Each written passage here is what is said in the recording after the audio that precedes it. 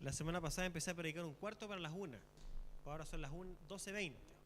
Así que tengo aproximadamente media hora más para hablar. Les quiero invitar a que abran sus Biblias en Hechos 4, por favor. Vamos a hacer un zoom in a lo que hemos venido trabajando en Juan 18. ¿Okay? No es una interrupción en lo que hemos venido estudiando de Juan, más bien es un zoom a lo que estamos tratando. Y por eso les quiero invitar a que abran sus Biblias en Hechos capítulo 4. Vamos a leer una historia, ¿cierto? Un relato de lo que pasó luego de la resurrección de Jesús. Y como antesala, digamos, de esta lectura, les quiero pedir que escuchen lo que Mateo registra en relación a Pedro, luego de que Pedro lo negara 3 veces. ¿Ok? Y esa es la introducción a la lectura de Hechos 4. ¿Ya? Hoy día voy a hablarles sobre cobardía y sobre avivamiento. ¿Ya? Cobardía y avivamiento. La cobardía y la necesidad de avivamiento. Y antes de que oremos, vamos a leer el texto. Espérenme en Hechos 4 mientras yo les leo Mateo 26, verso 75. Dice así: Pedro se acordó de lo que Jesús había dicho: antes que el gallo cante, me negarás 3 veces.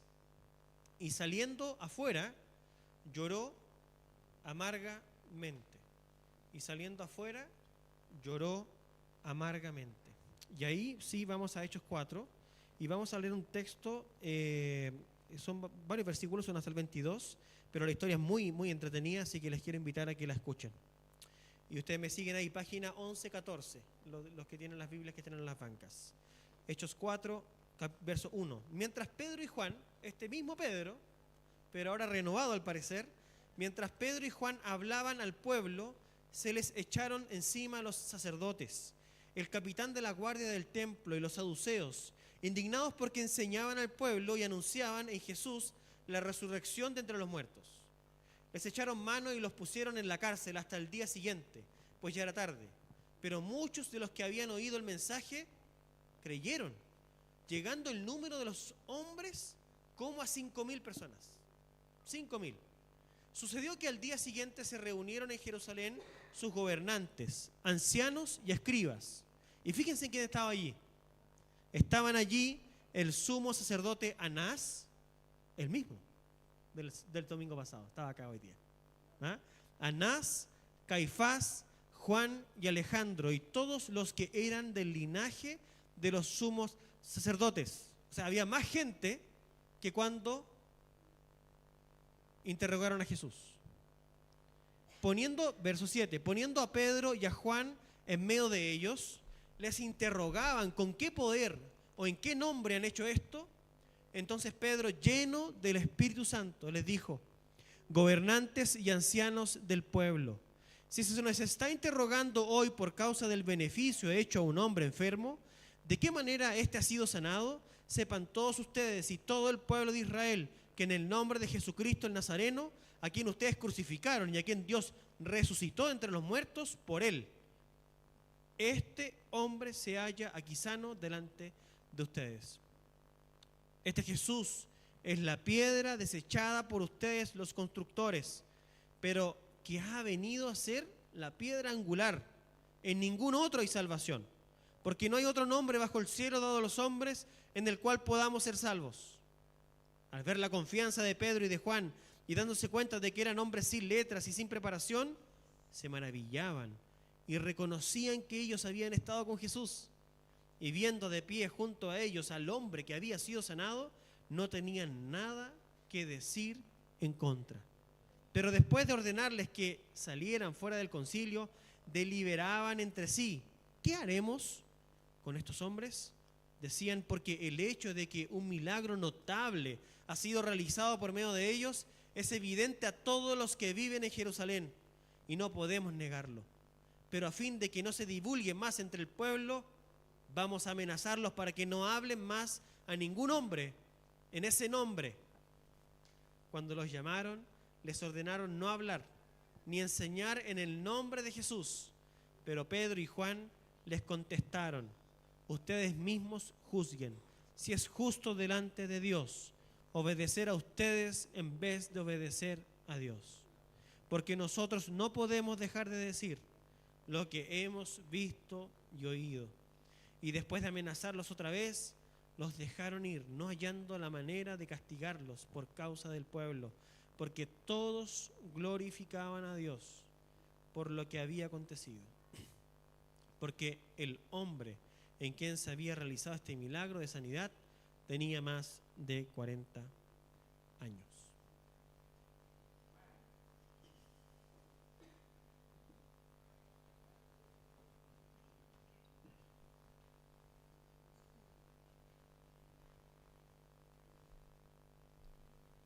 Vamos a orar.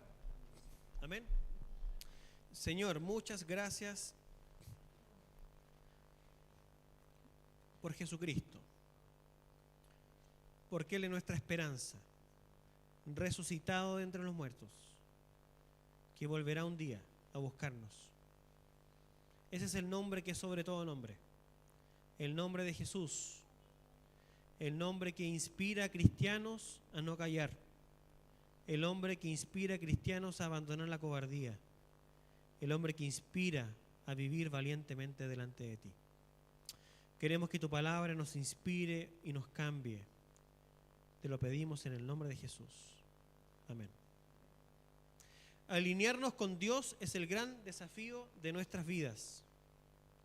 Por un lado tenemos toda la vida espiritual que el Señor es capaz de producir y quiere darnos. Eso tenemos por un lado. Y por el otro nos tenemos a nosotros, que queremos vivir con lo mínimo para poder sentir que estamos siendo creyentes correctos, pero sin entrar en el río de Dios en donde la muerte a nosotros mismos se consuma. Nos queremos mantener en una zona segura en donde morir completamente no sea el precio que debamos pagar. Queremos conformarnos con poco, queremos conformarnos con lo suficiente, queremos seguir siendo nosotros mismos y que la vida de Dios no esté en nosotros. Pero miremos lo que Juan nos dice en el capítulo 20, verso 30, en el Evangelio de Juan. Dice que y muchas otras señales hizo también Jesús en presencia de sus discípulos que no están escritas en este libro, pero estas se han escrito para que ustedes crean que Jesús es el Cristo, el Hijo de Dios, y para que al creer tengan vida en su nombre. Creer en Jesús es la forma en la cual nosotros entramos en la vida cristiana, pero también creer en Jesús es la forma en que nosotros nos mantenemos en la vida cristiana. Y creer en Jesús también es la forma en la cual nosotros consumamos la vida cristiana. Creer en Jesús, que Jesús sea glorioso a nuestros ojos, es básico para todo el peregrinaje cristiano. Jesús nunca queda atrás. Jesús siempre debe ser vibrante a nuestros ojos. Jesús siempre debe ser desafiador a nuestros ojos. Jesucristo siempre debe implicarnos una renuncia total, porque Jesucristo es el Hijo de Dios encarnado, es el unigénito de Dios, a quien Dios ha mandatado a todos los hombres mirar. Solo en Él hay sanidad, solo en Él hay vida eterna. Mientras el pueblo de Israel estaba picado por la serpiente en el desierto y todos morían, la orden al pueblo, ¿cuál era? Mirar la serpiente que había sido levantada en un madero, para que todos los que la miraran con fe fueran salvos. Nosotros iniciamos en la vida cristiana confiando en Jesús, pero nos mantenemos en ella también haciendo lo mismo. Debemos creer en Jesús porque es la única forma, dice Juan, que la vida de Dios fluye a nosotros.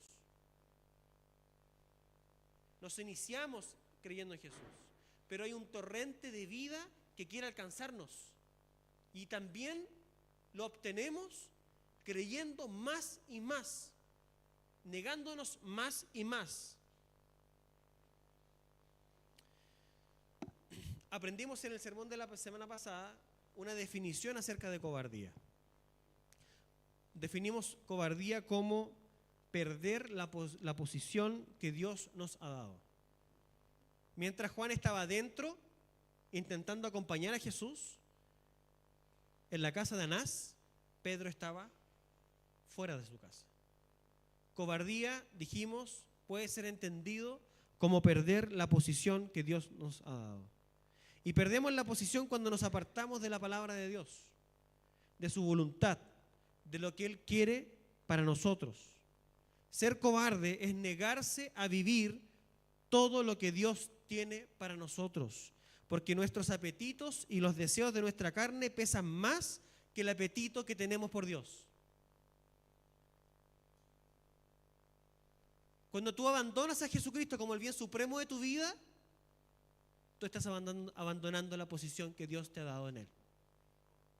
Cuando tú satisfaces los apetitos de tu carne, estás abandonando la posición que Dios te ha dado en Él. Cuando tú abandonas tu posición, padre, sacerdote del hogar, intercesor por sus hijos, amante de tu esposa, tú estás abandonando la posición que Dios te dio. Cuando tú estás en el colegio y te callas y te sientes avergonzado y te sientes sin palabras para poder enfrentar las enseñanzas de un profesor arbitrario o de tus compañeros que se burlan, estás abandonando la posición que Dios te ha dado en Jesús. Cuando tú estás mayor de edad y te sientes cansado y sientes que no sirves para nada más y que no hay nada más que puedas aportar en la vida cristiana, estás abandonando la posición que el Señor te dio en Jesús. Porque en Jesús somos más que vencedores y en Él podemos derribar fortalezas y podemos trabajar y servir al Señor desde allí, de donde estamos, incluso desde el lecho de una enfermedad. Porque la oración del justo puede mucho. Y hemos sido llamados en Jesucristo a ser valientes, a ponernos en la brecha, a estar firmes en nuestra posición con Dios. Pero si la abandonamos, estamos siendo unos cobardes. Ahora, creer en Jesús es la forma en que todos nuestros apetitos básicos y mediocres son marchitados. Creer en Jesús, voy a repetirlo, lo escribí para que fuera bien claro. Creer en Jesús es la forma en que todos nuestros apetitos básicos y mediocres son marchitados, porque todos ellos son contrastados con el bien supremo, que es Jesús, el Hijo de Dios. Y ese es el ejercicio de la santificación. Te sientes atraído a abandonar tu posición. Te sientes atraído a no estar firme, a perder tu posición en la palabra de Dios. ¿Se acuerdan lo que Dios le dijo a Josué? No te apartes ni a derecha ni a izquierda, mantente firme. Eres tentado a perder tu posición. ¿Qué hacemos? Jesús debe brillar. Jesús debe brillar más y más. Ahora, esto no para allí. La fe en Jesús, creciente y constante, es el foco y el canal por medio del cual la vida de Dios fluye. Y la vida en el Espíritu Santo, ser llenos del Espíritu Santo, es la gran meta en esta vida para nosotros. ¿Se recuerdan? De nuevo, que le dice Juan a sus lectores: quiero que la vida de Jesús esté en ti. Que la vida de Dios esté en ti. Eso se hace a través de creer en Jesús, el Hijo de Dios. ¿Y eso qué es lo que abre? Una compuerta. La compuerta de la vida de Dios en nosotros, que es el Espíritu Santo. Por eso que Pablo le escribe a la iglesia en el imperativo y le dice: sed llenos del Espíritu. Porque para la vida cristiana es una orden. ¿Sí? No, abandonar nuestra posición significa no querer ser llenos del Espíritu. Y en el contraste que hace Pablo en Efesios es emborracharse con vino. Esa es la figura que él usa, ¿cierto? Si ocupamos el texto de Juan capítulo 18, es calentarnos junto a las brasas que nos inventamos, ¿sí? Para algunos el vino funciona como esas brasas que calientan, ¿cierto? Es un vicio a través del cual se refugian en la vida para no enfrentar la realidad y ser cobardes. Pero otros no tienen problemas con el vino. Otros tienen problemas con la pornografía. Otros tienen problemas con el maltrato, con las palabras que salen de su boca, con dominar el odio de su corazón. Otros tienen problemas a las cosas que les vende el marketing y están deslumbrados por ello y no saben cómo luchar. Otros tienen problemas con su cuerpo. Y así, muchos problemas. Y nos refugiamos en esas cosas y abandonamos nuestra posición en Jesús. Y cuando la abandonamos, estamos negando la orden de ser llenos del Espíritu. Y como no somos llenos del Espíritu, la vida de Jesús no puede estar en nosotros. Ahora, ¿qué hay entre el Pedro humillado que llora amargamente y el Pedro valiente, gozoso y vigoroso? ¿Qué pasó entre medio? ¿Qué hay entre la versión de ti mismo cobarde que huye y la versión de ti mismo lleno del poder, lleno del Espíritu Santo, lleno de Jesús en ti, lleno de la vida de Dios en ti? ¿Qué hay entre medio? Hay dos cosas. Uno, hay una historia de gracia. Dos, hay oración, hay oración, hay oración y esperar. Veámoslo. Están con la Biblia abierta, ¿cierto? Primero, hay una historia de gracia. Porque Pedro estaba amargamente llorando. Y se mantuvo llorando harto rato, parece. Y se mantuvo triste. Se mantuvo con su corazón roto. Hasta que Jesús aparece. Hasta que Jesús aparece y el texto nos cuenta en el capítulo 20 que Jesús se aparece a sus discípulos y en el verso número 21 del capítulo 20 dice: Jesús le dijo otra vez, paz, paz Pedro, paz, tranquilo, no pasaba nada, hay gracia, paz. Jesús lo mira y le dice, paz, paz a ustedes. Y luego mira lo que Jesús hace. Como el Padre me ha enviado, así también yo los envío. Una palabra de restauración. Hay gracia. Tú estás hundido en tu desgracia, en tu cobardía, en tu falta de plenitud para seguir a Dios. Lo primero que debes saber es que lo primero que Dios te dice es: ¿cómo te equivocaste? ¿De nuevo fallaste? No, no dice eso. Dice paz.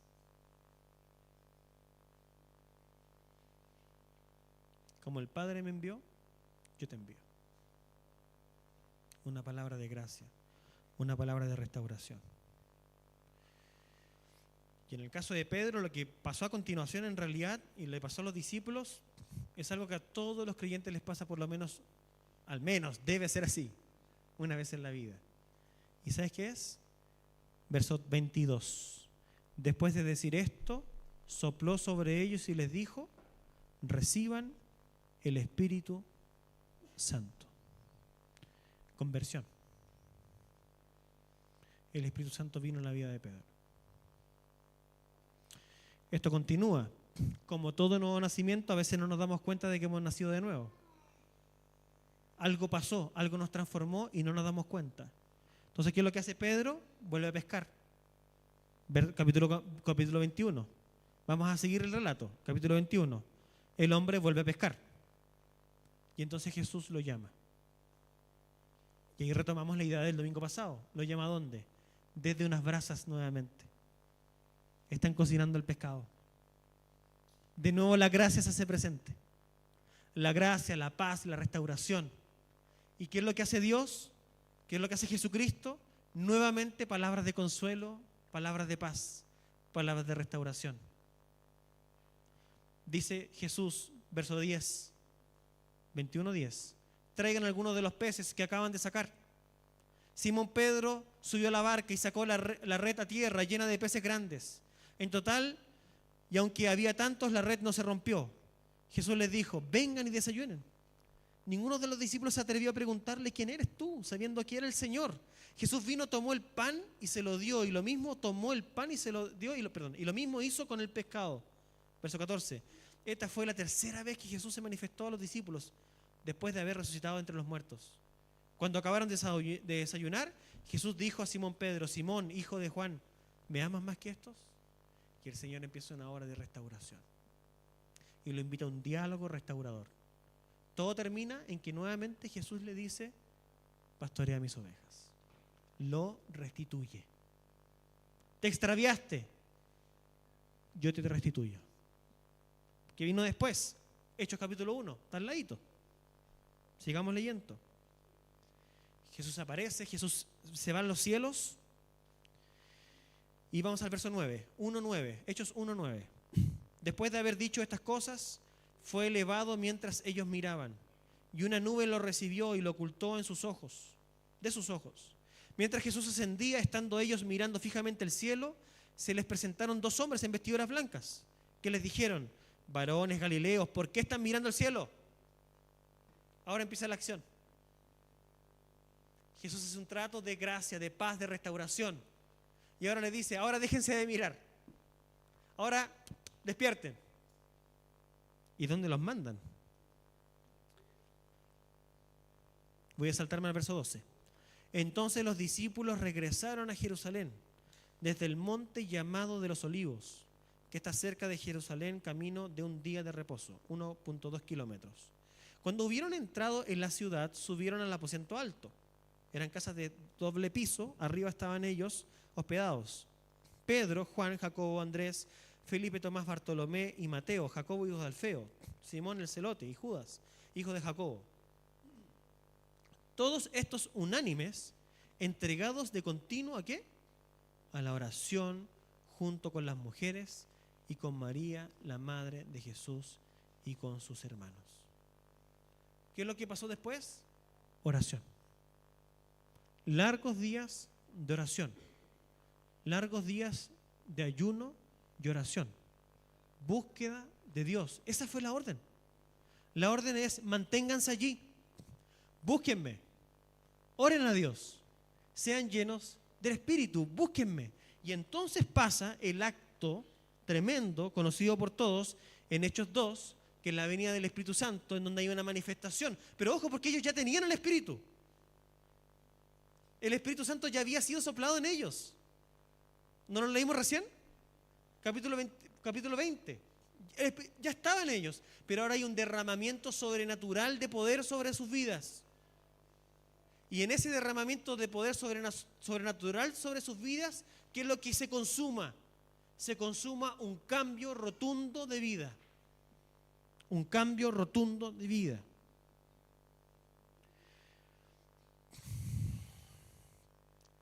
La secuencia es muy importante. Porque la secuencia entre los evangelios al libro de Hechos parece indicarnos que Dios primero nos humilla. Luego nos abraza, nos restaura, nos derrama su gracia y luego nos llena de poder. Y en medio de eso, ¿qué es lo que hay? Esperar. Esperar por la llenura del Espíritu en oración y ayuno. Aquí hay una pauta, hermanos. Hay una pauta no solamente para esa iglesia de ese momento. Hay una pauta para ti y para mí. Hay una pauta para la iglesia. La iglesia no, la obra del Señor no termina en que creamos en Jesús. Continúa y se extiende en que debemos continuar haciéndolo. Y debemos dedicarnos a la oración, al ayuno, a la búsqueda de Dios para que la vida de Jesús se forje en nosotros. Esa es la condición. Pablo se convierte camino a Damasco. ¿Y qué es lo que debía hacer el Damasco? Esperar a uno que iba a venir a hablar con él. Y mientras tanto esperaba, ¿qué es lo que él hacía? Él oraba. Él oraba. Incluso después pasa un tiempo en Arabia preparándose. Hermanos, la preparación para la vida cristiana. Estás de rodillas en tu cuarto. Estás de rodillas delante de Dios. Estás buscándolo sin cesar en tu corazón. Pero eso es lo que nosotros no queremos hacer. Nosotros queremos conformarnos con lo mínimo para que toda nuestra orquesta de nuestra casa nadie la toque. Mientras insistamos en eso, continuaremos perdiendo nuestra posición, siendo unos cobardes, y la vida de Dios no va a fluir en nosotros. Vamos a Lucas ahora, que está en Hechos, que Lucas es el autor. ¿Ya? Vamos a Hechos capítulo 4, el texto que acabamos de leer. Miren lo que Lucas resalta. Lucas resalta lo siguiente. 1.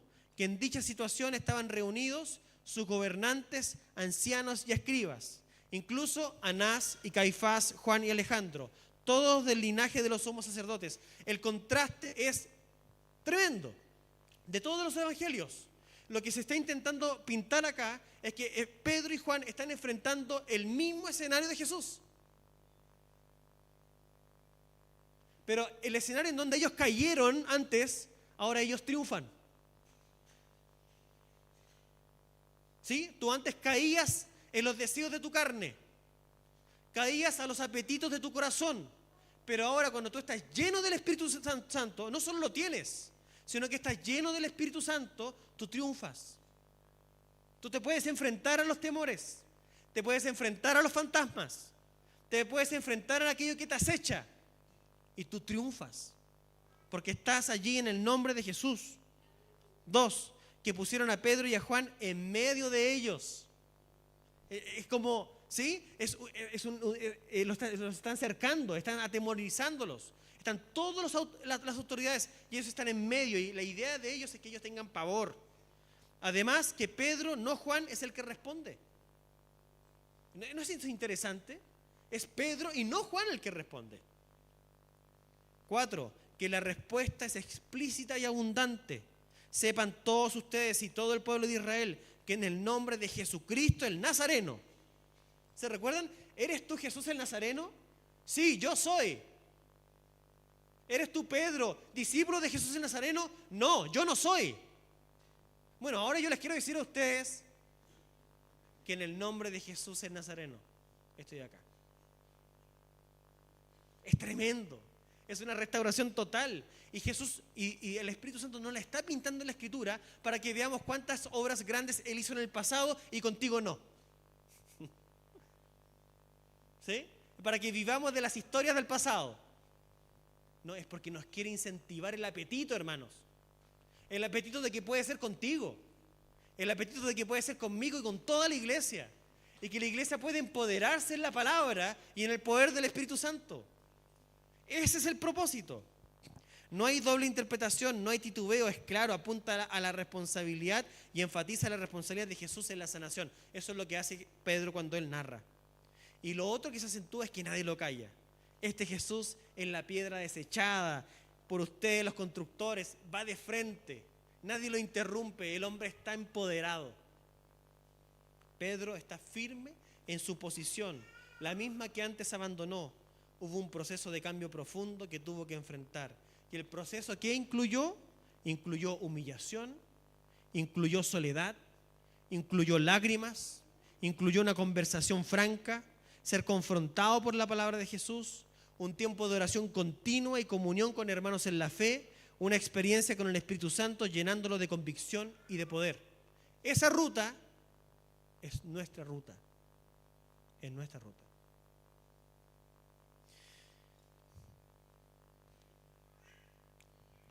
Y pasa lo siguiente con los hijos de Dios. Dios disciplina a sus hijos como un padre a quien Él ama.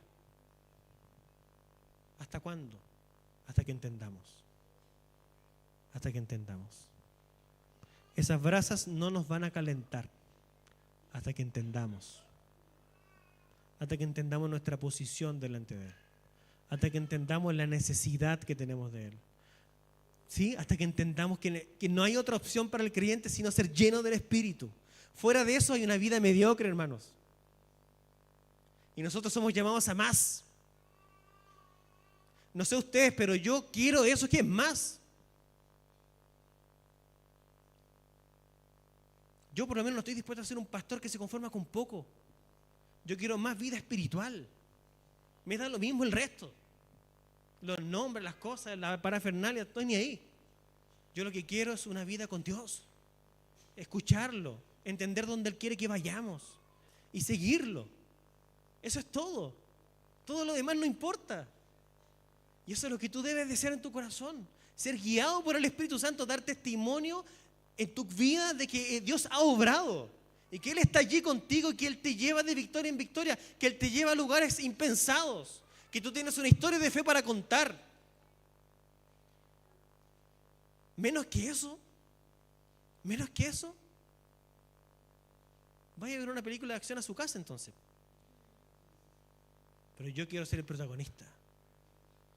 Yo quiero estar ahí. Aunque eso cueste morir. Y no morir de que te peguen un balazo, hermano, aunque cueste morir ahora en vida.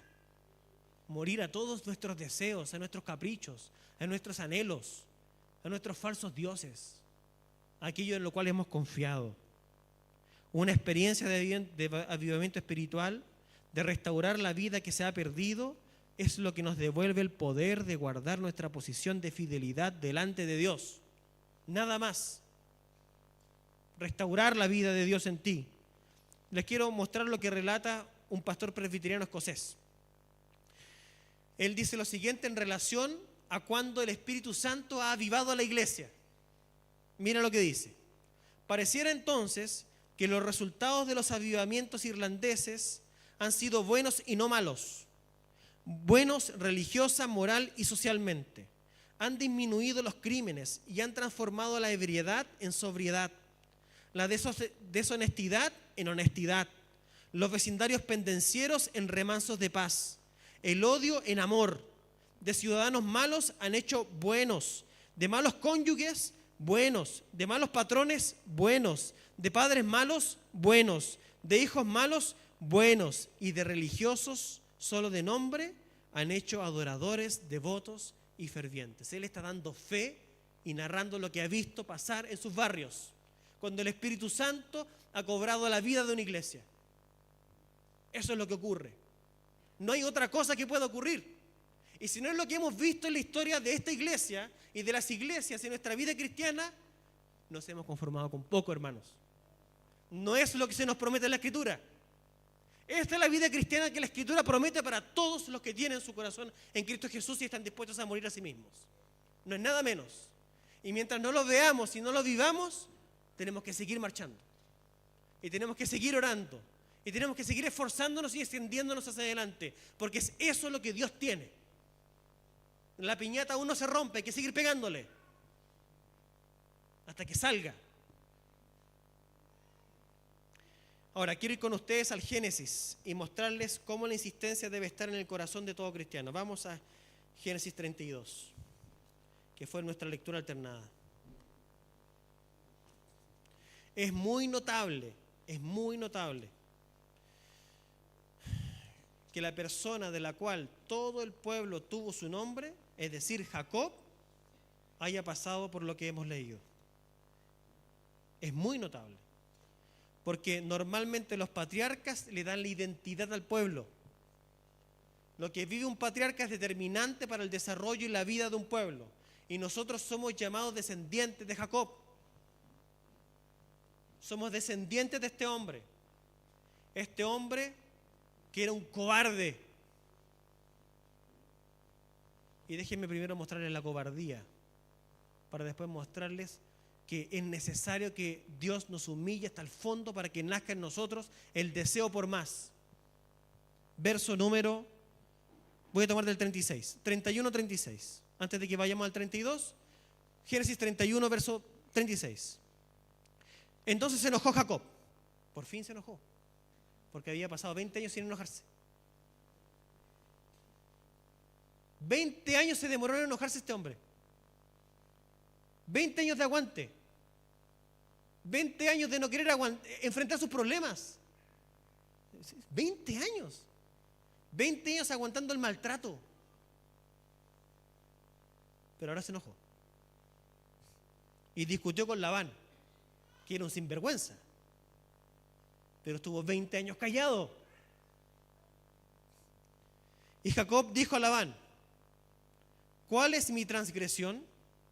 ¿Cuál es mi pecado para que con tanta insistencia me hayas perseguido? Porque él estaba por fin dejando, salió escondido, como buen cobarde, salió escondido de la casa de Labán y arrancó. Y Labán lo viene persiguiendo. Entonces, ahí le pregunta: ¿por qué me vienes persiguiendo con tanta insistencia? ¿Qué hice? Verso 37. Aunque has buscado en todas mis cosas, ¿qué has hallado de todas las cosas de tu casa? Ponlo delante de mis parientes y de tus parientes, para que ellos juzguen entre nosotros dos. Entonces, verso 38, ahí viene: estos 20 años yo he estado contigo. Miren lo que relata, esto es casi con lágrimas en los ojos. Tus ovejas y tus cabras no han abortado, ni yo he comido los carneros de tus rebaños. No te traía lo despedazado por las fieras. Yo cargaba con la pérdida. Tú lo demandabas de mi mano, tanto lo robado de día como lo robado de noche. Estaba yo que de día el calor me consumía y de noche la helada, y el sueño huía de mis ojos. Estos 20 años he estado en tu casa, 14 años te serví por tus 2 hijas, y 6 por tu rebaño, y 10 veces me cambiaste el sueldo, el salario. Si el Dios de mi padre, Dios de Abraham y temor de Isaac, no hubiera estado conmigo, ciertamente me hubieras enviado ahora con las manos vacías. Pero Dios ha visto mi aflicción y la labor de mis manos, y anoche hizo justicia. Está entrando en un punto de inflexión en su vida, Jacob. Por primera vez es capaz de decir lo que sentía. Abusaste de mí. Me tuviste 20 años como un esclavo. Me cobrabas incluso las ovejas que se robaban de noche. Me cambiaste 10 veces el sueldo. Trabajaba de día y de noche sin cesar. Pero ya no aguanta más. Y Dios, que tiene un plan poderoso con sus hijos, nos lleva a momentos en donde no demos más. Y lo va a seguir haciendo, donde no demos más. Porque es la única forma que en nosotros se instale un odio en contra de aquello que nos esclaviza. Una vez estaba escuchando un reportaje en donde estaban hablando los gordos de cómo bajar de peso, ¿ya? Y entonces una de ellas decía lo siguiente, que es imposible bajar de peso si tú no odias estar gorda. Yo lo escuché. ¿Ah? Pero en otras palabras, odiar aquello que quieras abandonar. Aquí Jacob está en esa parada, digamos. Llegó a un punto en donde ya no aguanta más. Ya no puede seguir viviendo así. Entonces está dispuesto a enfrentar algo que él tiene mucho temor. ¿Y sabes qué es? No es Labán, es enfrentar a Esaú. Porque enfrentar a Esaú, porque recuerden que él le robó la primogenitura. Entonces, para salir de la casa de Labán tiene que volver donde él vivía. Y para volver donde él vivía, tiene que enfrentar a su hermano. Y su hermano, capítulo más adelante, vamos a ver que él viene con 400 hombres a enfrentar a Jacob. Y la gran pregunta es, ¿cómo me voy a salir de esto? Entonces Dios lo coloca en ese aprieto. Dios te coloca allí donde todo aprieta. Dios te coloca allí donde escasea, donde hay problemas, donde hay dificultad, donde tienes que enfrentarte con tu cobardía, con tu temor. Ahora la pregunta es ¿cómo? Y ahí está la clave. Capítulo 32, verso 22. Aquella misma noche, Jacob se levantó, tomó a sus 2 mujeres, sus siervas, todo el mundo, ¿cierto? Y cruzó el vado de Jacob. Verso 23. Después que los tomó y los hizo pasar por el arroyo, hizo pasar también todo lo que tenía. ¿Y qué es lo que hizo Jacob? Vayan ustedes para allá, porque yo me quedo aquí. Y me quedo solo. ¿Para qué? Dice, y un hombre luchó con él hasta rayar el alba. Y los autores del Nuevo Testamento todos van a entender que él está orando. Todos van a entender que él está batallando con Dios. Está poniendo todo delante de la presencia de Dios. Toda su vida, me imagino que sus 20 años de frustración están allí. Su temor, viene Esaú del otro lado. Está complicado el hombre. Ora, ora, ora. ¿Y saben qué? No está dispuesto a irse de allí hasta que el Señor le dé una respuesta. No está dispuesto a irse de allí hasta que Dios haga un milagro. Hasta que Dios le dé el empoderamiento y la valentía que él necesita para abandonar su pecado. Desde allí nace Israel. Allí nace la iglesia, querido hermano. Allí nacemos tú y yo. A eso hemos sido llamados.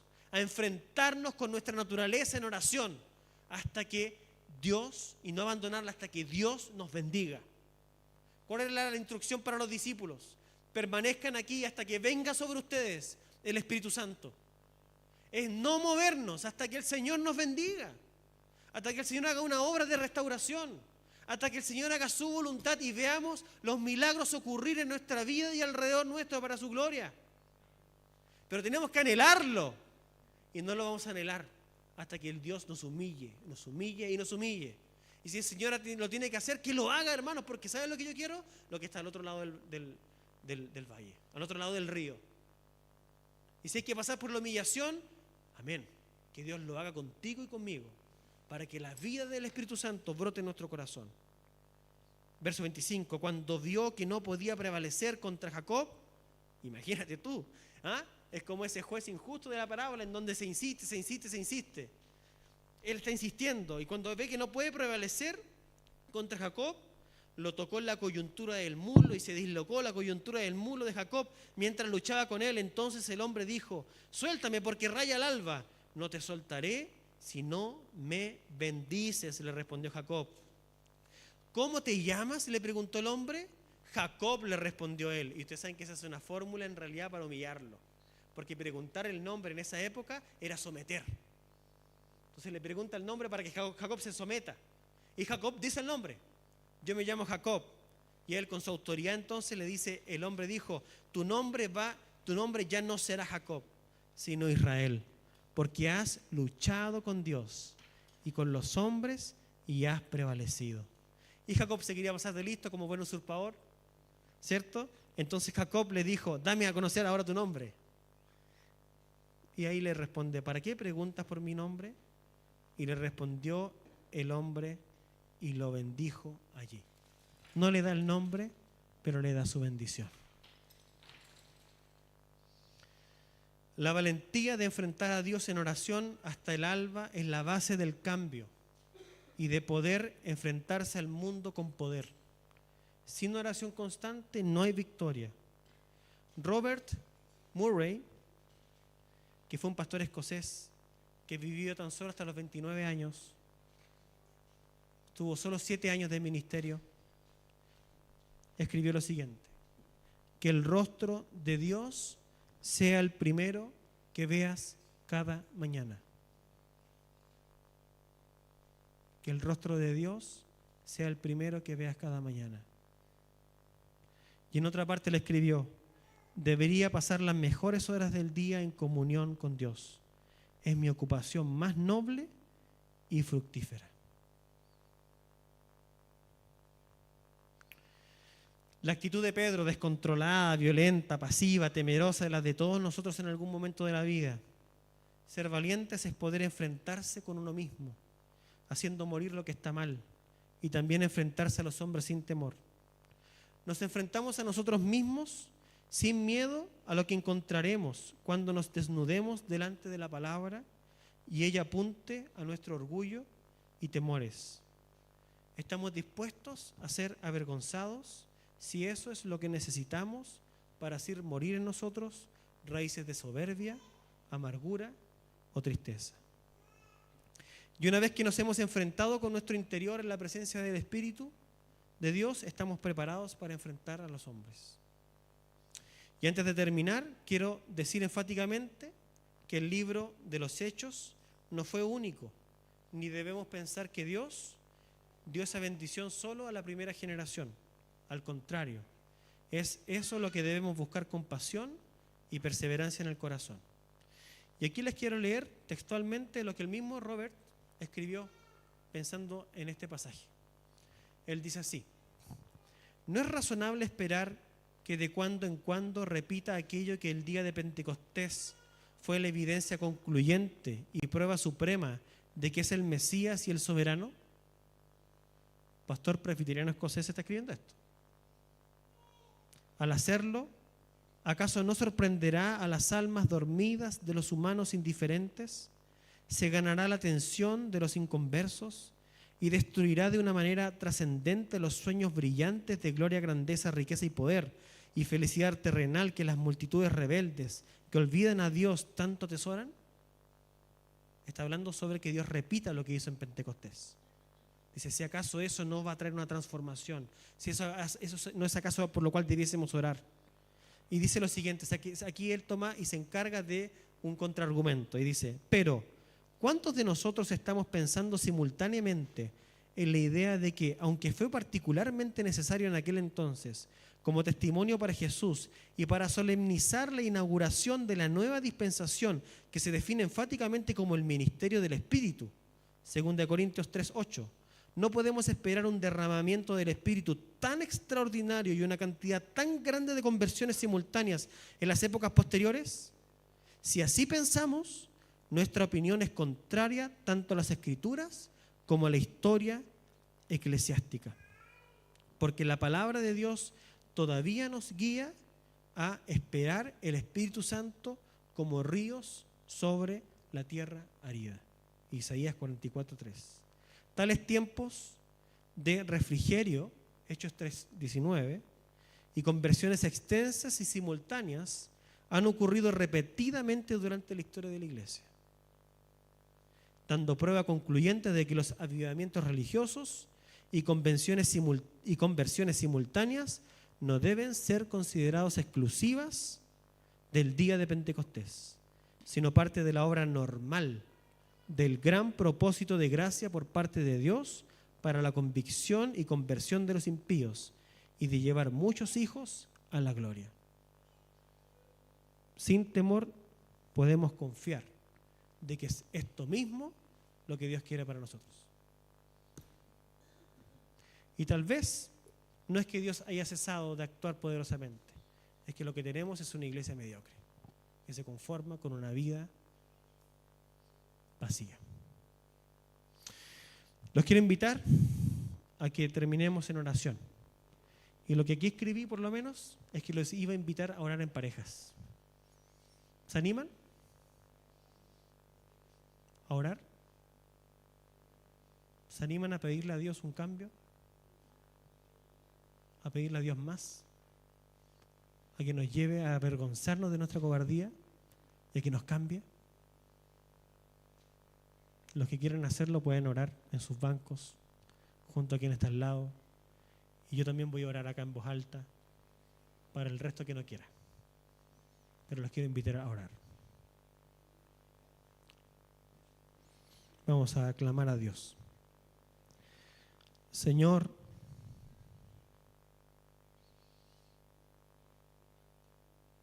tu palabra no es una historia pasada. Tu palabra alimenta nuestro apetito espiritual. Y por lo menos yo creo que en muchos de nosotros lo que hay es un deseo profundo de que nos cambies. Un deseo profundo de que tú asumas el control de tu iglesia. Tú eres rey, pero quieres que tus súbditos se rindan, te adoren. Y yo te quiero pedir por un cambio en todos los que hemos sido cobardes, en todos los que hemos abandonado en algún momento nuestra posición. Tú a veces haces que tu pueblo pase necesidad, como Jacob.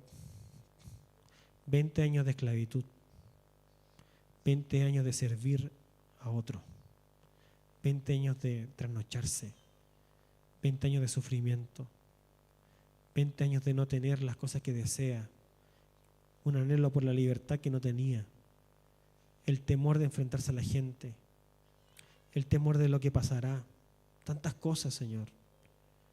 Yo te ruego que tú uses esas circunstancias en todos los creyentes que estamos aquí para que nos doblegues y nos ayudes a declarar que eres el bien más precioso, que no hay otro más grande, que no hay otro como tú, que realmente no hay otro nombre dado a los hombres bajo el cual podamos ser salvos, que solo en ti hay libertad, que solo en ti hay cambio. Yo anhelo, Señor, por días en donde veamos tu gloria, en donde veamos cientos convertirse a ti. Pero ¿cómo pueden convertirse cientos de personas si no creemos como iglesia que es lo mejor que les podría pasar? Por eso cámbianos. Por eso cambia nuestros corazones, porque tal vez pensamos que lo mejor que le pueda pasar a una persona es tener una casa en paz, es tener un buen auto, un buen pasar. Creemos que lo mejor que le puede pasar a una persona es tener un buen colegio. Mientras sigamos pensando así, estamos perdidos. Por eso instaura a Dios con valentía de guerrero en nosotros un clamor por ti. Haz que nuestros bienes parezcan como nada delante de nosotros, Señor. Que detestemos nuestras casas, nuestros bienes, que detestemos el estatus, Señor.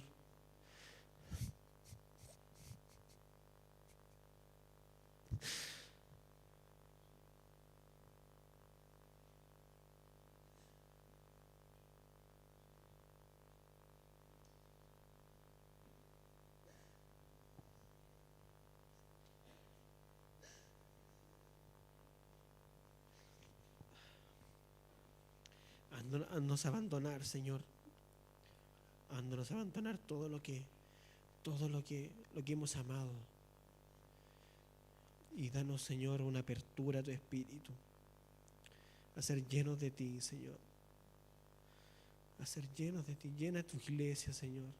Llénanos de tu vida, Señor.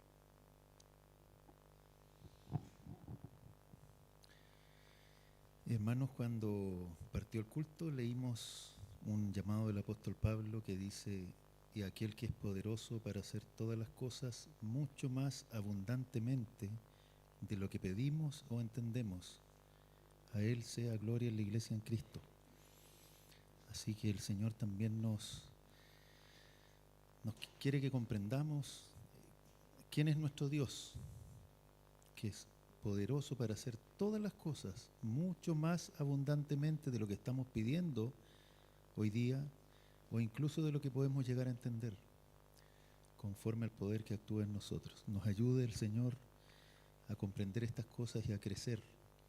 Y como decía el pastor, que lo más importante de la vida no es lo que nos han vendido esta cultura ni los medios de comunicación, y quizás hemos llegado a convencernos de eso, de los bienes materiales y los títulos académicos.